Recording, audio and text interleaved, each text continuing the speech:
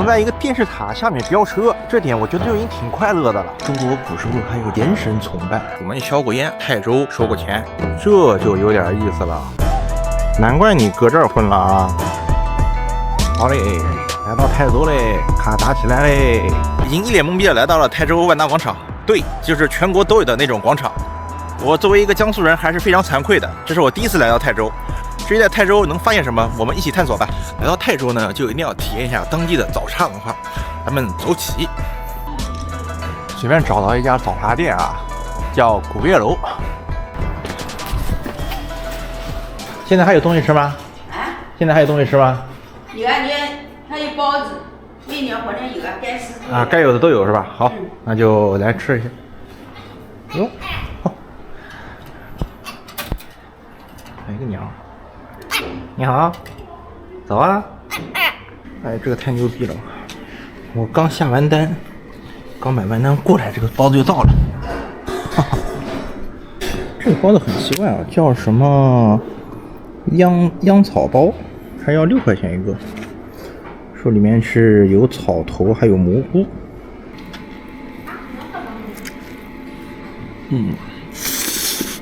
我靠，真的全是草。从这个角度上来说，可能不是很适合我。瞧这草，哇，但味道还不错。刚刚查了一下，这个秧草呢，它就是一种苜蓿。这家是一个吃早茶的店，但是我来的时候呢，已经10点半了，所以说你会发现这里面基本上没有人。包子吃完，刚好又上来了一份这个叫做鱼汤面，当然还有一种鱼汤馄饨啊，我没有点。这个鱼汤面的话，现在闻起来是非常的香，鱼汤的味道呢扑鼻而来，但好像这里面什么东西都没有啊。我应该弄点什么浇头的。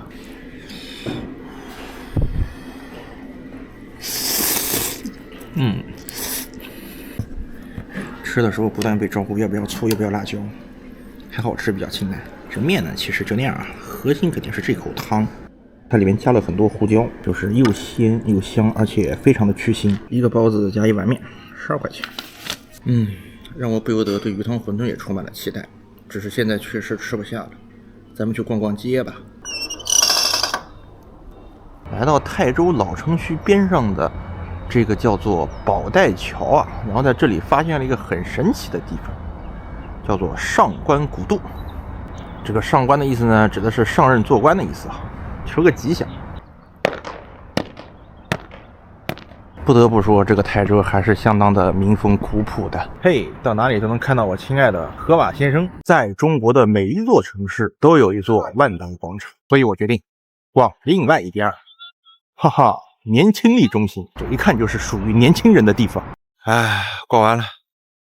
不得不说，和万达广场其实也没啥区别，只不过谷子浓度它有点高。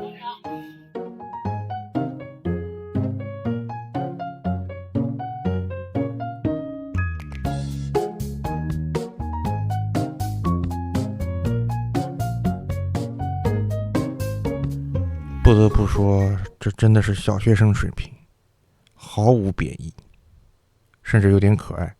不开心，给力，喵。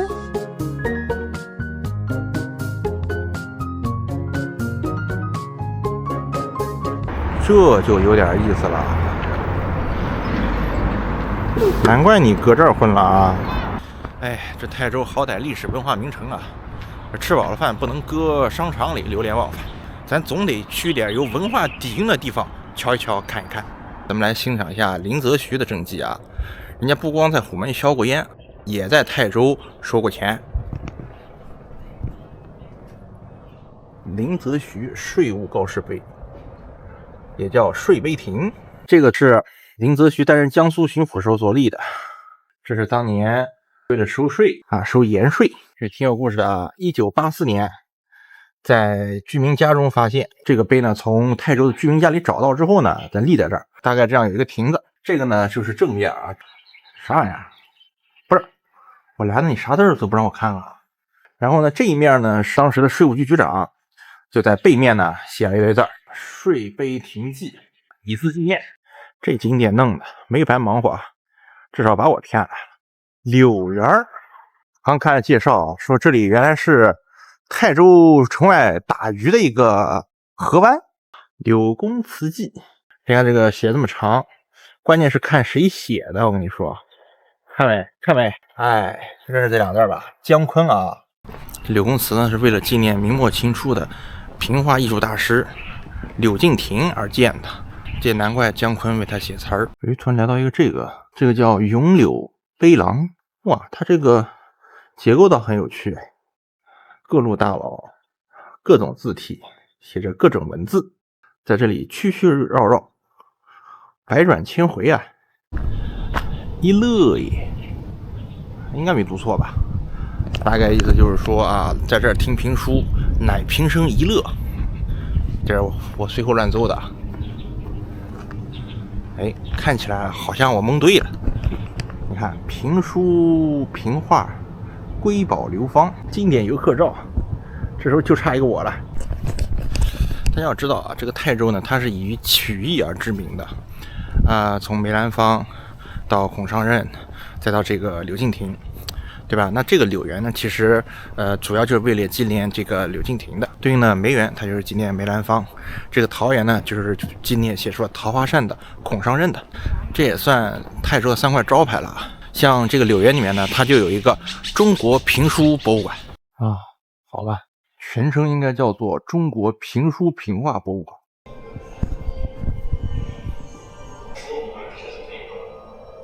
欣赏一下评书评画的一代宗师柳敬亭的肖像，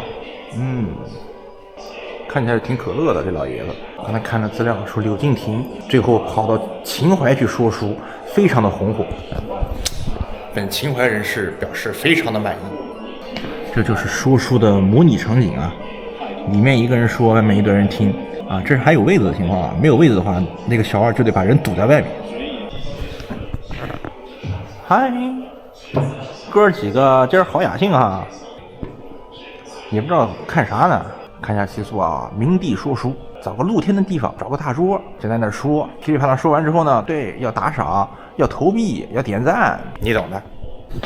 这评书评画的必备装备，折纸扇，这个叫说书八宝，讲的是说评书的时候必然要准备的8样道具。单田芳哎，好多人喜欢。他在中国的一些个人用品。要做一个德艺双馨的人呐。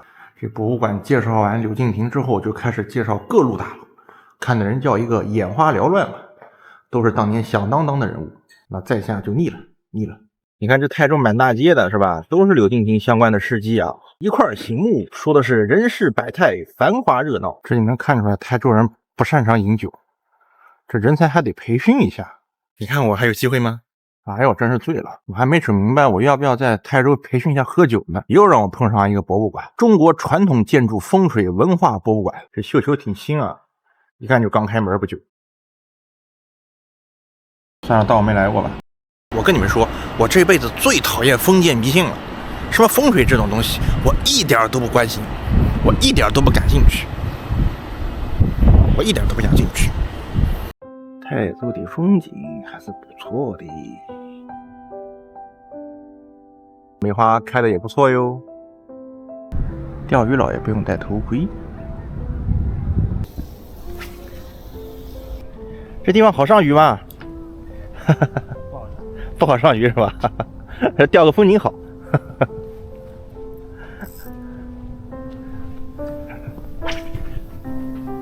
现在在桃园里了。桃园里不能说啥都没有吧，只能说啥也没有。这架是好一个炮打我自己啊，啥也没逛就逛完了，逮到了出口，然后出口正对面你看，嘿，泰州早茶博物馆，不错不错，出来就可以吃泰州早茶，如火如荼，吃起来吃起来吃起来，你看看你看看，这都是你们这些吃货干的好事儿啊！差点看成每天要吃掉130万人。哎，这句话我特别喜欢啊！祥泰之州，幸福之源。幸福在于啥？我跟你说，白天皮包水啊，吃早茶；这个晚上，哎，水包皮，洗个澡，地道啊！这就叫做快乐。黄桥烧饼是长这样的啊，官方认证。迄今为止不知道干丝这玩意到底好吃在哪里。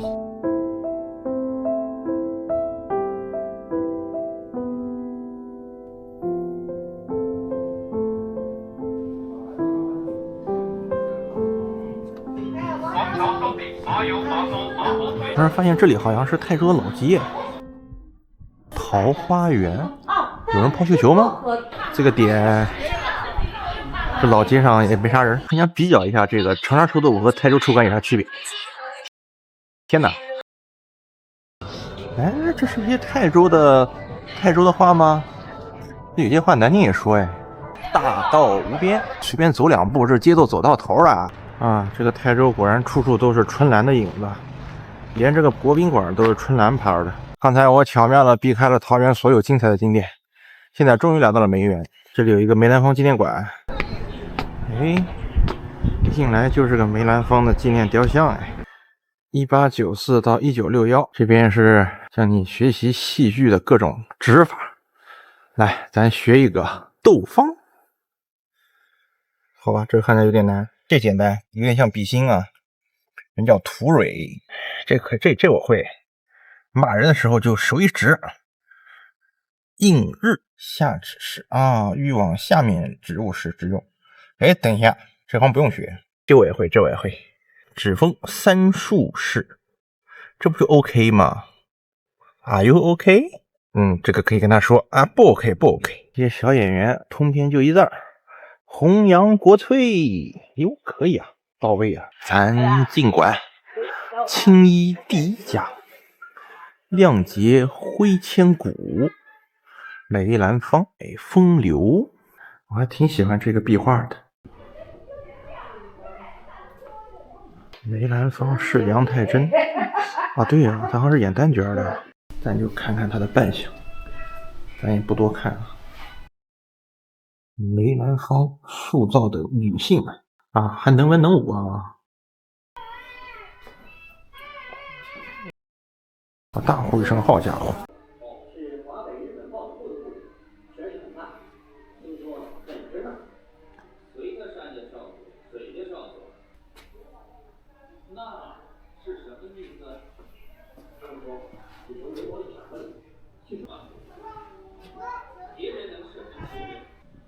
梅兰芳故居，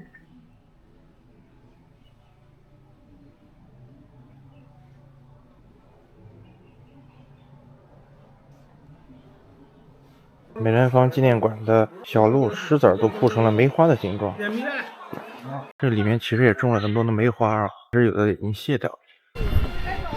话说这个梅兰芳的纪念馆为什么会在泰州呢？很简单啊，因为梅兰芳祖籍泰州。然后他自己呢也对泰州特别有感情。这还有个小园子和假山呢，有模有样的。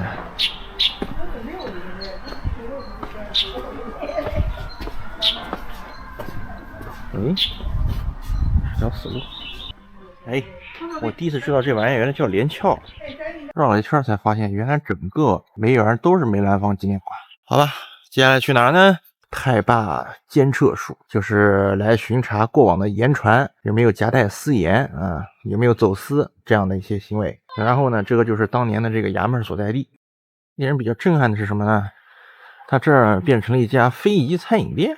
是这个门，它以前是衙门，就是太罢监测署的衙门，但现在呢，它这里变成了这个饭店的各种包间。这事儿就搞得非常的哈耶克，你知道吧？太自由市场经济了，应该是后来仿制的古蜀衙门啊。咱走到这一面，回头看是太罢衙署，然后里面还有盐津总会。这个江苏盐税博物馆，它的门头居然不开在街上，是开在河里。对面是个河，绕了半天才绕进，也算对得起这个名字吧，从河上收盐税。以前学过一句话，叫做交葛起于鱼盐之中。这个人以前就是盐商，中国最早有名的盐商吧。啊，这个中国古时候还有这个碱神崇拜，他们祭祀肃杀、交葛、管仲。哦，这个肃杀还没看哦，是这个。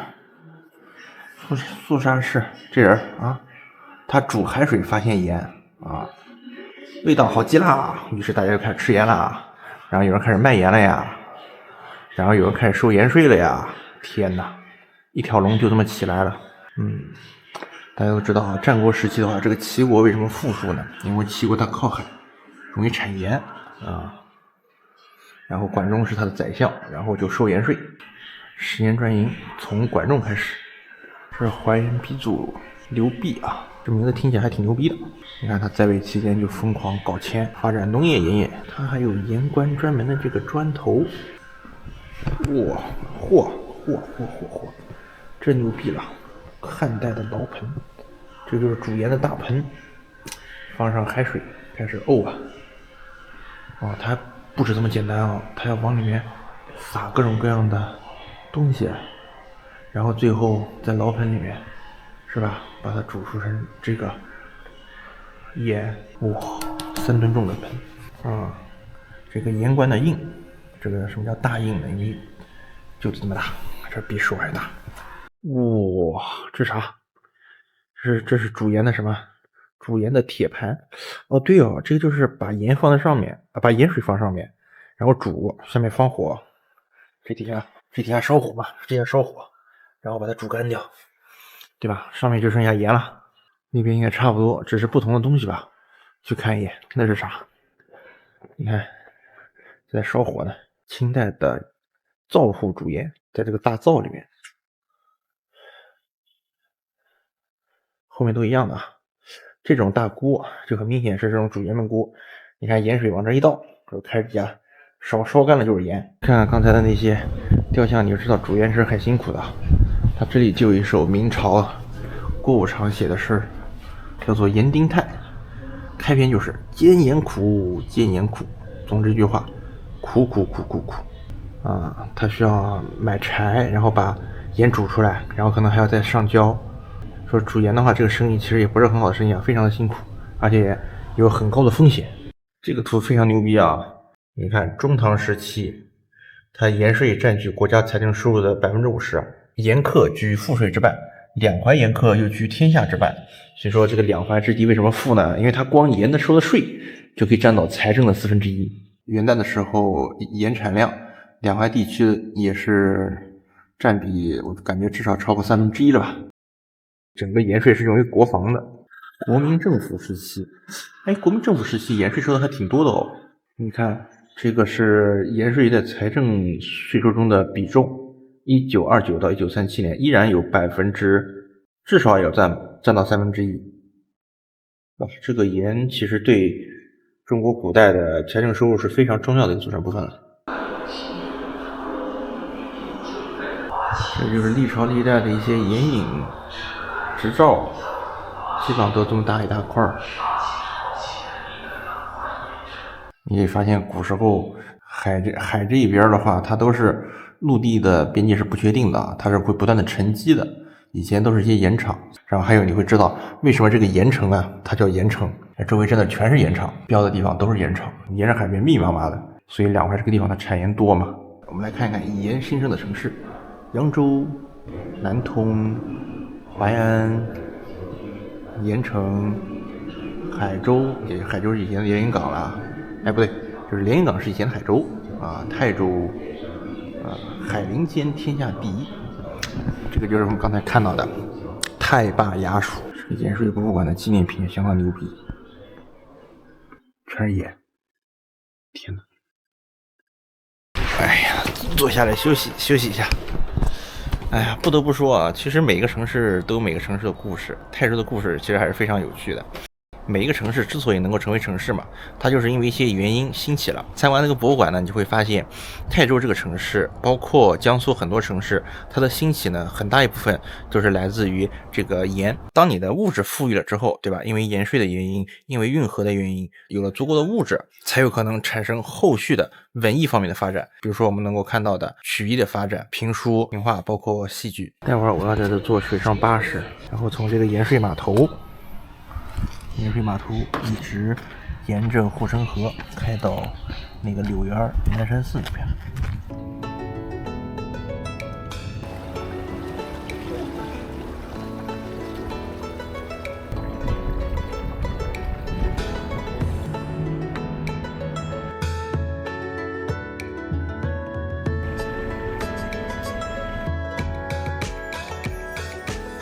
慢一点啊。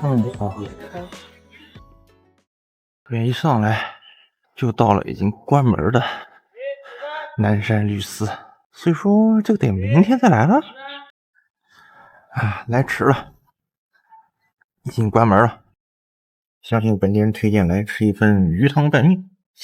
这个鱼汤就挺神奇的，这个拌面看起来也很有食欲。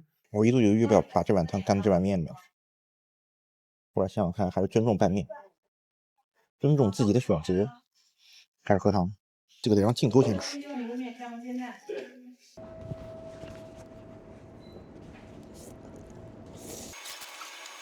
空白。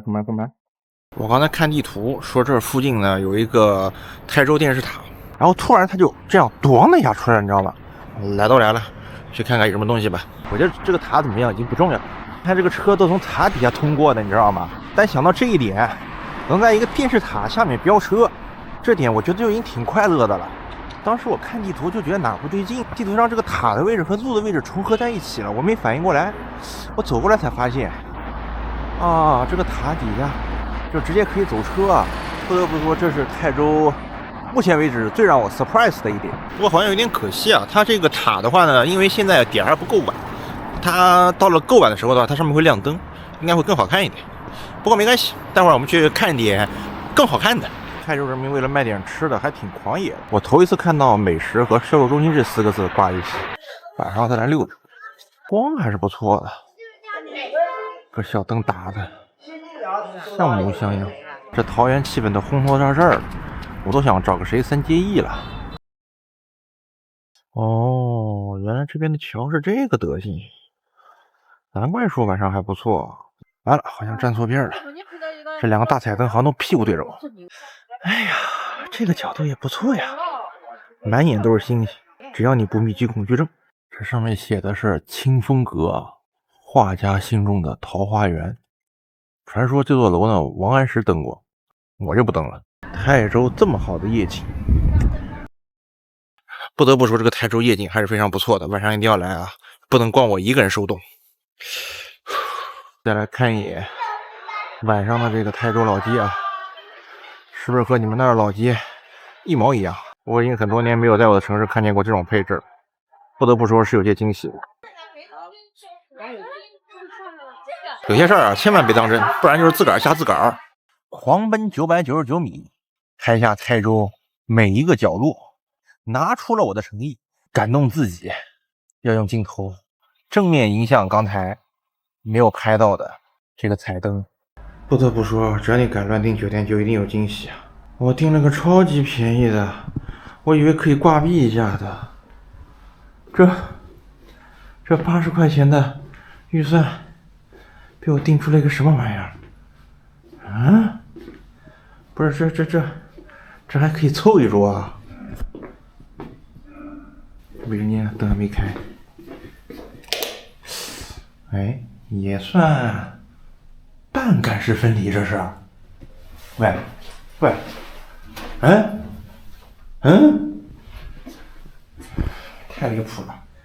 太离谱了，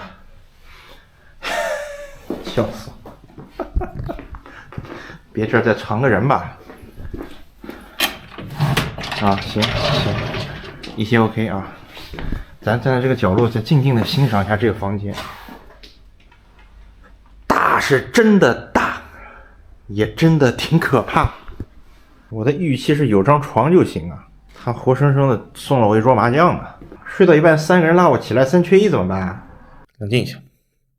众所周知，我是一名成熟的视频创作者，面对如此奇葩的酒店，波澜不惊，心如止水，才是我应有的态度。毕竟一山更比一山高，强中它自有强中手。在这个世界上，还有更多深藏不露的酒店等我开箱，你记得关注哦。